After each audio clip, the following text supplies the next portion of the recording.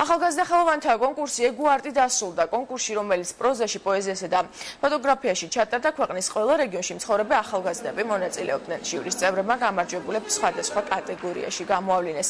პოეზიაში დიმიტრი ბახუდაშვილს, პროზაში პაპუნა გიორგაძეს და ფოტოგრაფიაში ზურაბ შამათავას ერგოთ მთავარი პრიზები. პროექტი ეგუარტი ბავშვთა და ახალგაზრდობის განვითარების ფონდმა ახალგაზრდა ხელოვანთა ასოციაციასთან ერთად განახორციელა პროექტი საქართველოს რეგიონებში მცხოვრები ახალგაზრდა ხელოვანების წარმოჩენას ისახავს მისდათ.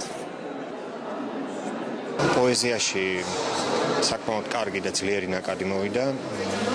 ვარ ძალიან ბედნიერი იმით, რომ ამდენი ახალგაზრდა ამდენ კარგ ლექსს წერს დღეს საქართველოში, ეს მისასალმებელია. პროექტი საკმაოდ მნიშვნელოვანი იყო, გამომდინარე იქიდან, რომ მთელი საქართველოს რეგიონები იყო ჩართული, უამრავი გამარჯვებული, ასე ვთქვათ, გამოავლინეთ, ჟიურიმ საკმაოდ საინტერესოდ იმუშავა და საბოლოოდ შეგვიძლია ვთქვათ, რომ პროექტი ძალიან წარმატებული იყო. კახეთის სახე რო გავხდი, ესეც ძალიან კარგია, ჩემი რეგიონის და რაღაც სხვანაირად მიხარია. ვინ უკეთესი ავტორია, ვინ უარესი ავტორია, არ მგონია რომ ესეთი კონკურსები აჩენს, მაგრამ ძალიან მიხარია რომ არის და ვერთობით და რაღაც შემოგვაქვს სიხალისე და სიცოცხლე ლიტერატურულ პროცესში.